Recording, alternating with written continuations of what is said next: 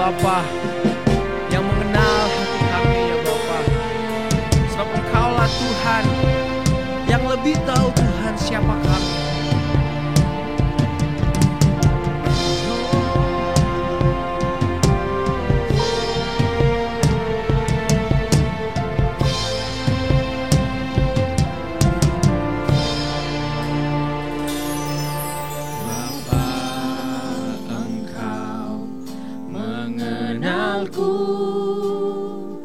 Lebih dari siapapun, Engkau tahu ceritaku dan isi hatiku. Tak peduli masa lalu,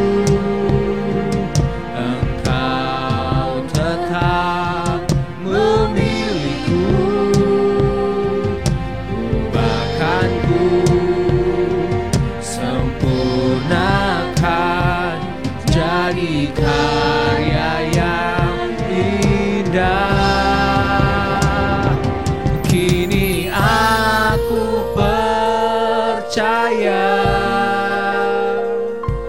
tiada yang mustahil bagimu. Kuasamu kuatkanku, dasarku berharap.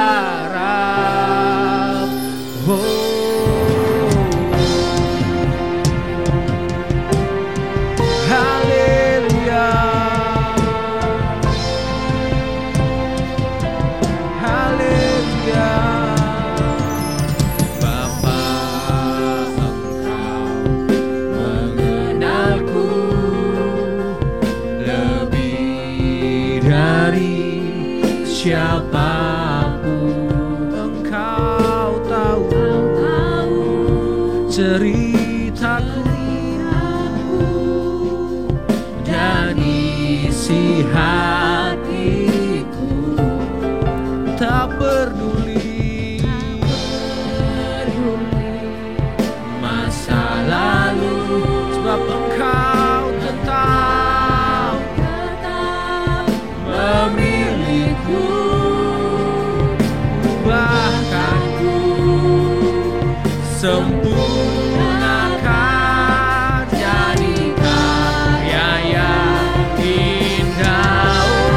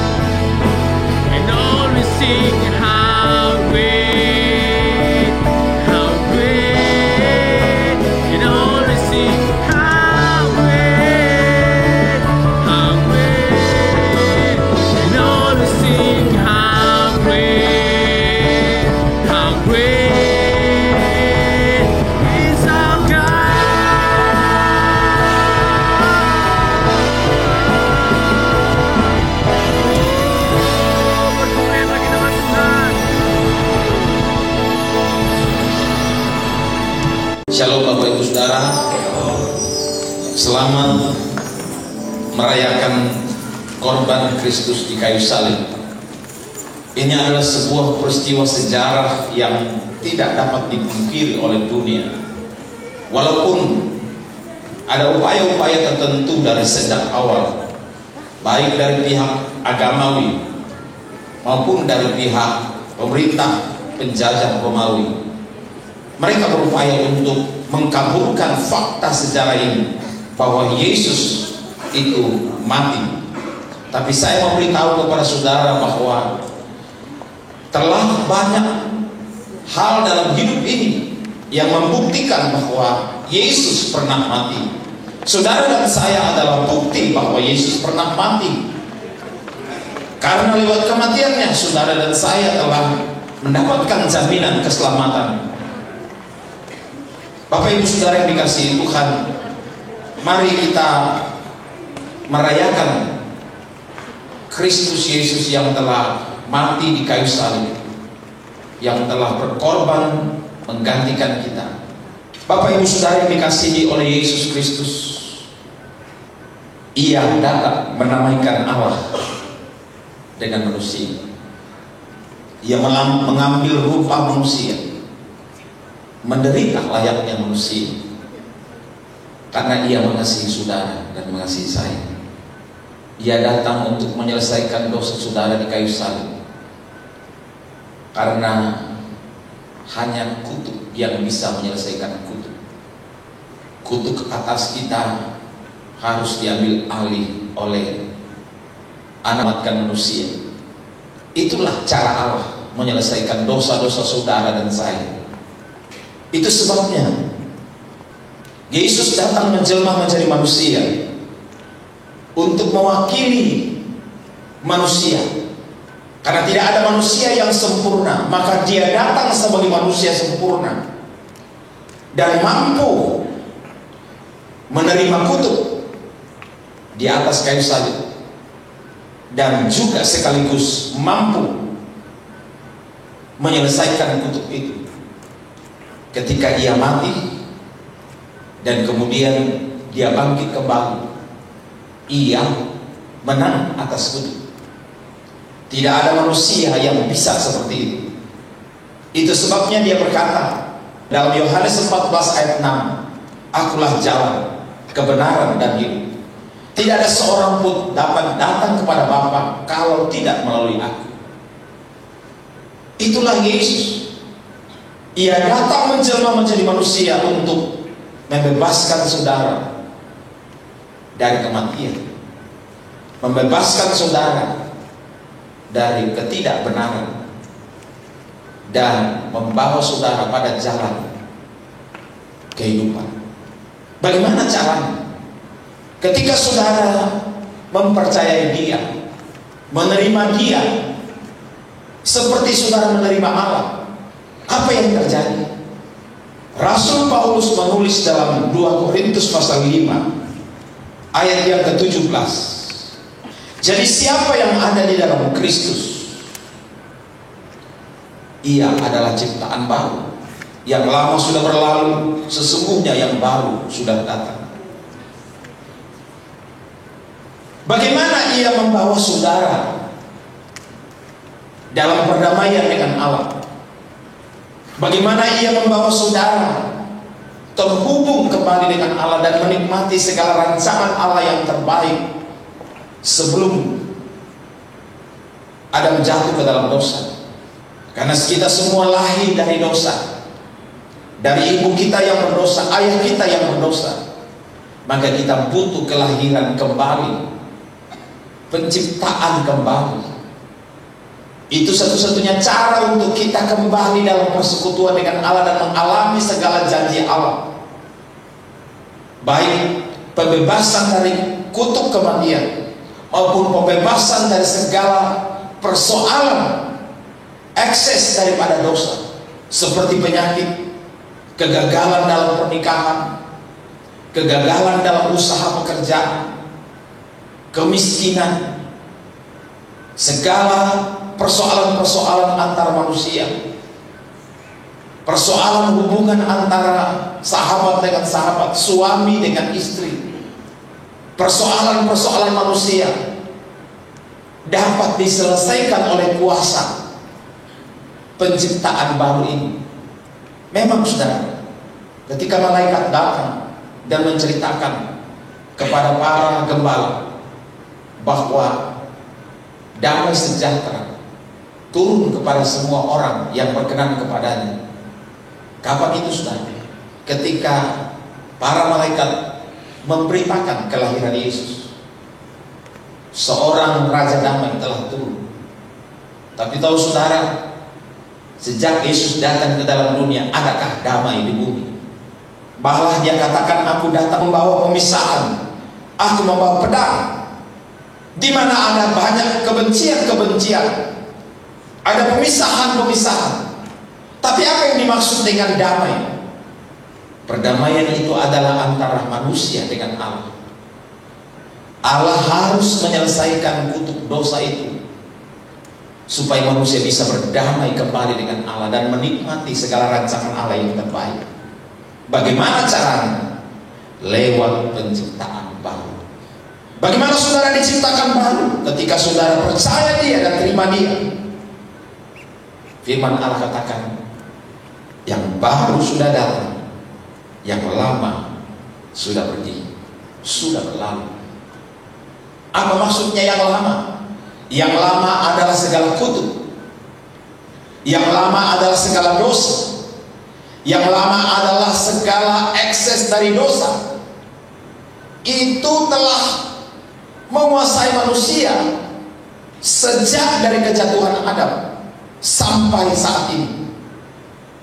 Itu menjadi momok yang sangat menakutkan. Manusia berupaya keluar dari persoalan ini dengan menciptakan berbagai upaya, aturan-aturan agama, ketaatan-ketaatan agama. Tetapi adakah agama yang dapat menyelesaikan persoalan dosa? Tidak ada satu agama pun yang dapat menyelesaikan persoalan dosa, termasuk agama Yahudi yang kepadanya diturunkan para nabi, termasuk Nabi Musa yang menurunkan 10 hukum Tuhan. Agama Kristen sama saja. Kekristenan tidak menyelamatkan. Kenapa kekristenan tidak menyelamatkan? Kalau itu dianut hanya sebagai agama. Menjadi Kristen bukanlah jaminan keselamatan, tetapi menjadi pengikut Yesus, percaya kepada Yesus dan menerima ciptaan baru di dalam Kristus, itulah jaminan keselamatan saudara. Yang lama telah berlalu, yang baru sudah datang. Apa maksudnya saudara? Dosa dengan segala akibatnya terus menjadi momok bagi manusia. Penderitaan demi penderitaan dialami manusia, sakit, penyakit, kegagalan-kegagalan, dan sejumlah persoalan yang pelik yang terus terjadi, baik secara pribadi maupun secara berkelompok. Kita semua menghadapi persoalan-persoalan seperti ini. Tapi kita bersyukur kepada Tuhan, anugerah Allah lebih besar daripada pelanggaran dan dosa-dosa kita. Amin. Nah saudara, coba kita perhatikan, ketika Yesus datang menjelma menjadi manusia dan mati di kayu salib, apa yang Dia selesaikan? Apa yang Yesus katakan di atas kayu salib? Sudah selesai. Apanya yang selesai? Yang sudah selesai adalah perseteruan antara Allah dan manusia. Perseteruan itu mengakibatkan banyak persoalan pada diri manusia. Itulah kutuk. Tapi Yesus berkata, sudah selesai. Tapi yang diajarkan di banyak gereja adalah selalu kau banyak dosa. Saya sering membimbing keluarga-keluarga yang ketika menghadapi ujung-ujung jalan hidup dari keluarganya atau orang tua, saya ingatkan kepada mereka, sampaikan kebenaran bahwa dosanya telah diampuni, telah diselesaikan. Jangan beritahu sama dia terus menerus, minta ampun kok Bapak, minta ampun kok, terus terus. Kenapa terus-terus minta ampun?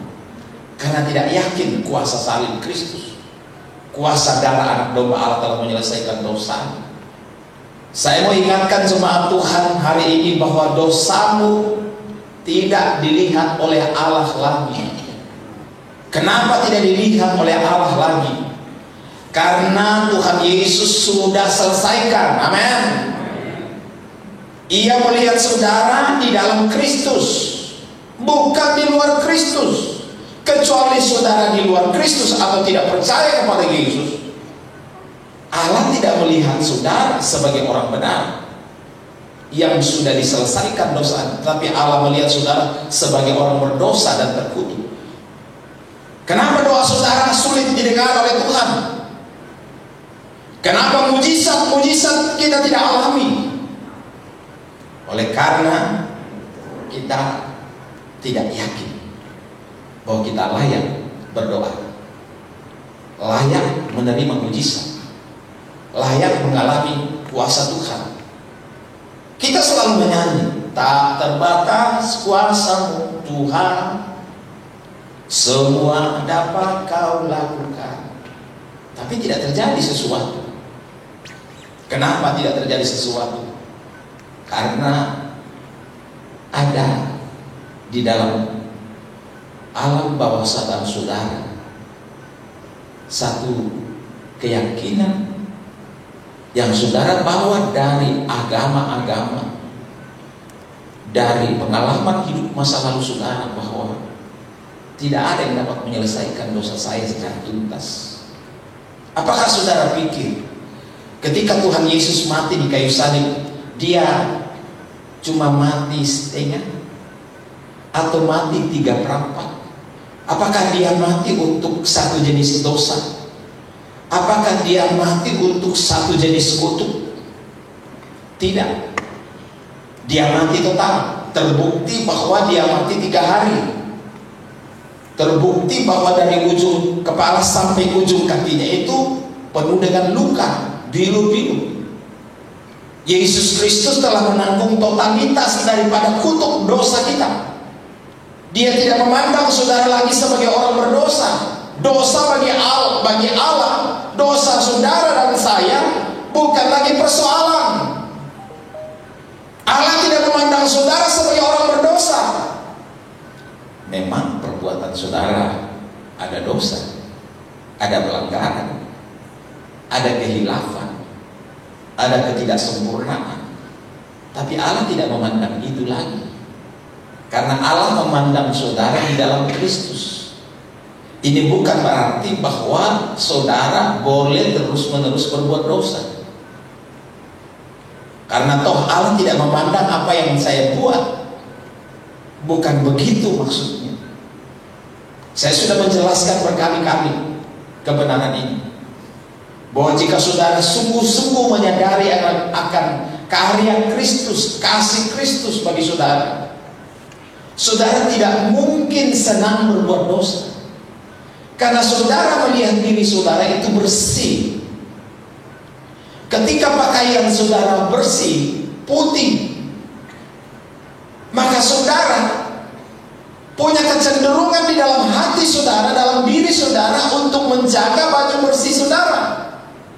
Tapi ketika saudara punya pakaian memang adalah pakaian kotor, maka saudara tidak punya rasa risih untuk mengkotorinya. Kenapa? Karena memang dasarnya kotor. Tapi kalau saudara punya pakaian sudah di laundry, apalagi sudah diparfum, wah, pasti saudara akan menjaga sebaik-baik ketika saudara memakai. Kotor sedikit, hati saudara tidak tenang. Kotor sedikit, saudara akan berusaha selesaikan. Itulah tandanya seseorang telah ditebus dengan darah anak domba Allah, telah bersih. Tapi Tuhan tidak memandang itu lagi. Tuhan memandang saudara sebagai orang yang telah kudus, telah dibenarkan, telah dilayakkan sekali untuk selamanya. Sebentar kita akan lihat. Jadi 2 Korintus 5:17 berkata, ia adalah ciptaan baru yang lama sudah berlalu. Artinya persoalan dosa saudara telah selesai. Dalam Yohanes 19, Yesus berseru, sudah selesai. Saudara yakin dosamu sudah selesai? Sudah selesai sejak 2000 tahun lalu. Dan ketika saudara percaya dan berkata, saya percaya dosa saya telah diselesaikan oleh Yesus, maka itu efektif terjadi atas saudara. Kalau saudara terus menerus merasa berdosa, saudara tidak akan pernah berjalan dalam kebenaran, dalam kekudusan, dalam kelayakan. Dan saudara tidak akan mengalami penyediaan berkat-berkat Allah terjadi atas hidupmu.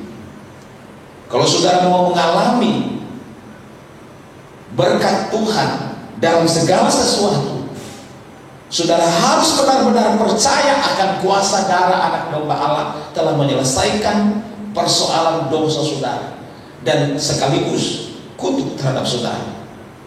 Lebih jauh dikatakan dalam ayat 18 2 Korintus 5, dan semuanya ini dari Allah, dengan perantaraan Kristus telah mendamaikan kita dengan dirinya. Allah sendiri ambil keputusan dan tindakan untuk mendamaikan dirinya dengan kita. Mendamaikan kita dengan dirinya. Dengan cara apa? Ia menyingkirkan persoalan antara kita dengan Allah, yaitu dosa. Ia menyingkirkan dosa dari hidup saudara supaya saudara bisa berdamai dengan Allah. Tanpa penyingkiran dosa, tanpa penyelesaian dosa, tidak akan ada perdamaian dengan Allah. Dan tanpa perdamaian dengan Allah, kutuk tetap ada dalam diri saudara. Semua itu dari Allah, bukan karena kita beragama, bukan karena kita mampu berbuat baik, taat dan lakukan ini, lakukan itu dan sebagainya. Semua itu dilakukan oleh Yesus Kristus melalui perantaraan Kristus yang mendamaikan kita dengan dirinya dan yang telah mempercayakan pelayanan perdamaian itu kepada kami, pada hamba-hamba Tuhan, pada kita semua murid Kristus. 19. Sebab Allah mendamaikan dunia dengan dirinya oleh Kristus dengan tidak memperhitungkan pelanggaran mereka. Haleluya. Ini seperti orang dalam akunting. Ketika saya berbelanja menggunakan kartu kredit atau kartu debit, saya cukup memberikan PIN-nya dan dia gesek atau apa, dan setelah itu saya boleh bertanda tangan atau tidak.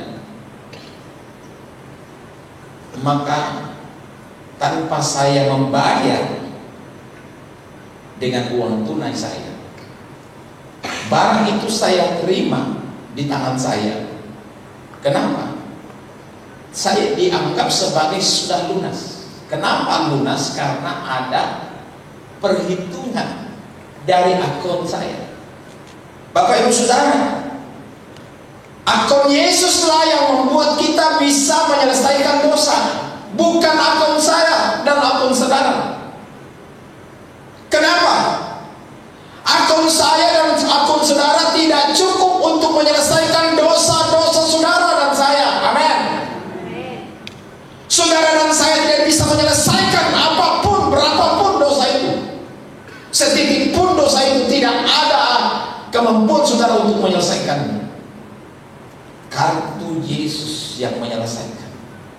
Darah anak domba Allah. Itu sebabnya kita diperhitungkan sudah selesai, lunas. Beri sampingmu, sudah lunas kok. Dosa tidak berkuasa atasmu. Kau bukan orang berdosa lagi. Kenapa? Karena rohmu telah dibebaskan. Memang ada sifat manusiawi. Paulus berkata, selama aku diam dalam kemah ini, ada banyak tekanan. Tapi aku percaya hidupku bukan karena penglihatan, tetapi karena iman. Saya berjalan karena iman. Galatia 2 ayat 20 Paulus berkata, hidup yang kuhidupi bukan aku lagi, tetapi Kristus. Karena akun Yesus telah menyelesaikan itu sekali untuk selamanya. Untuk semua transaksi saudara dalam dosa telah diselesaikan oleh Yesus. Bapak Ibu Saudara, itulah yang menyebabkan saudara menerima berkat dan bukan lagi kutuk. Kalau dalam kitab Ulangan diceritakan bahwa apabila kamu taat ini itu, kamu diberkati ladangmu, diberkati usahamu, diberkati segala sesuatu, diberkati kok. Ya, tapi kalau tidak taat kok, dikutuk kok rumahmu, dikutuk anak-anakmu, dikutuk suamimu, dikutuk pekerjaanmu, dikutuk usahamu. Itu yang banyak digunakan oleh agama Kristen saat sekarang ini. Roma 8 ayat 1 katakan tidak ada lagi kutuk bagi orang yang ada dalam Kristus. Amin. Kutuk telah diubah menjadi berkat. Sebab Allah telah mendamaikan dunia dengan dirinya oleh Kristus dengan tidak memperhitungkan pelanggaran mereka. Jadi inilah kasih Allah itu, Ia mengambil alih dosa kita dan menanggungkannya atas dirinya sendiri. Ia mengambil penderitaan dan kutuk kita dan menanggungkannya atas dirinya sendiri.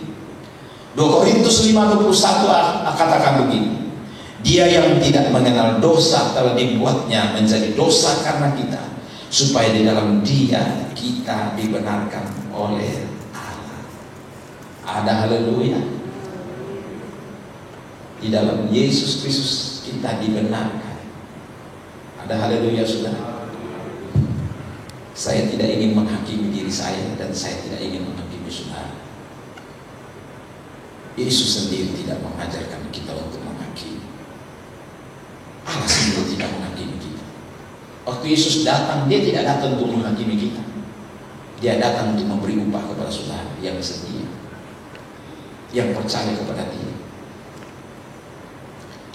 Dia yang tidak mengenal dosa telah dibuatnya menjadi dosa karena kita. Bayangkan saudara, dia tidak berdosa sama sekali, tetapi diperhitungkan sebagai orang berdosa, supaya dosa kita diambil alih olehnya. Ketika dosa kita diambil alih olehnya, dosa tidak ada lagi dalam diri kita. Inilah kasih itu, Ia mengambil semua penyakit dan kelemahan kita lalu memberikan kebenarannya kepada kita. Mazmur 103 ayat 12, sejauh timur dari barat demikian dijauhkannya daripada kita pelanggaran kita. Jauh. Berarti kalau pelanggaran kita jauh, dijauhkan oleh Allah, bukan kita yang menjauhkan diri kita dari pelanggaran. Allah yang menjauhkan pelanggaran kita dan kita. Dengan cara Dia mengambil alih semua kutuk ini. Ketika pelanggaran itu dijauhkan dari kita, apa yang didekatkan kepada kita? Berkat. Kenapa? Karena di dalam Kristus ada berkat. Jadi kalau ada orang tidak percayakan berkat Tuhan, saya anggap itu kebodohan. Karena berkat Tuhan itu bukan sekedar sejumlah uang, bukan. Berkat Tuhan itu adalah kemampuan untuk menikmati segala sesuatu yang Tuhan berikan kepada kita. Entah berapapun yang dipercayakan, dititipkan Tuhan kepada kita, kita pasti mampu menjadi berkat dan menikmati berkat itu. Coba saudara perhatikan dalam mulai dari Yesaya 40 sampai pasal 53, saudara akan temukan gambaran nubuatan tentang Yesus Kristus, tetapi sangat jelas. Di dalam Yesaya 53 ayat 5 dikatakan, tetapi Dia tertikam oleh karena pemberontakan kita, Dia diremukkan oleh karena kejahatan kita. Ganjaran mendatangkan keselamatan bagi kita ditimpakan kepadanya, dan oleh bilu-bilunya kita menjadi sembuh. Yesus menerima semua kutuk itu. Dia tertikam oleh tombak Romawi, ditancapi dengan paku, dan kemudian ditancapi dengan duri yang keras dan kuat di atas kepalanya, lalu dicambuk dengan cambukan dengan ujung besi yang seperti ini, sehingga ketika dicambuk maka daging-daging Yesus itu tercabik-cabik sampai dikatakan di dalam Yesaya bahwa ia tidak punya rupa manusia lagi, tidak layak, tidak ada manusia yang bisa digambarkan sama seperti dia lagi. Kenapa? Karena ia menjadi buruk rupa, sangat buruk. Bapak, Ibu, Saudara, kenapa dia lakukan itu semua? Karena dia cinta kepada saudara. Ia mau saudara menerima berkat dan bukan kutuk. Allah tidak pernah menginginkan saudara menerima kutuk, dan dia tahu tidak ada satu manusia pun mampu membebaskan diri dari kutuk dengan kekuatan sendiri. Terbukti orang Israel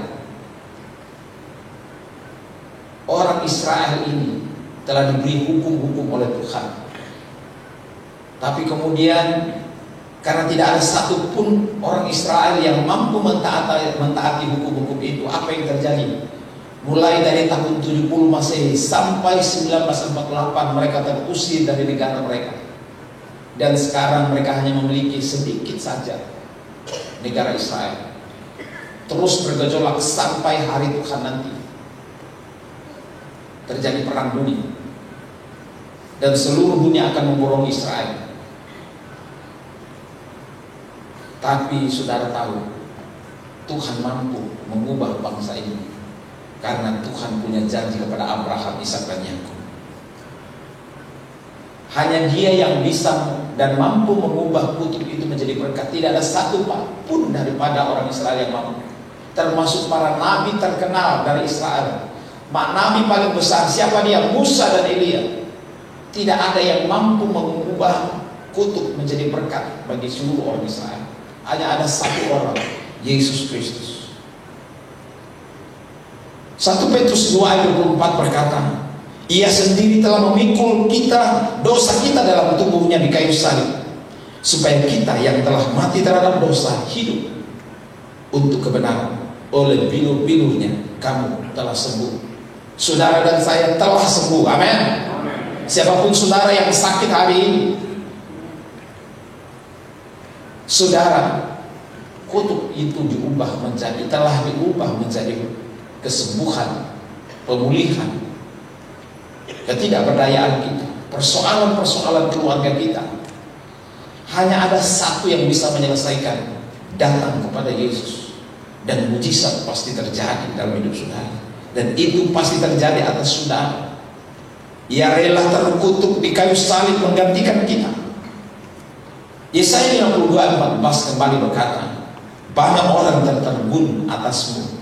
Keburukan rupanya lebih daripada manusia manapun, dan keburukan bentuknya lebih daripada anak manusia. Itulah Yesus Kristus. Nah, Bapak Ibu Saudara yang dikasihi Tuhan, kutuk itu diubah menjadi berkat. Dan saya percaya mujizat itulah yang akan terjadi atas saudara pagi hari ini yang percaya kepada Dia, bahwa dosamu tidak dilihat lagi oleh Yesus.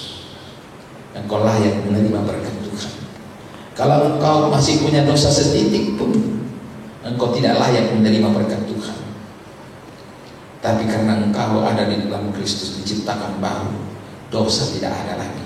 Tuhan sudah selesaikan dosa-dosamu.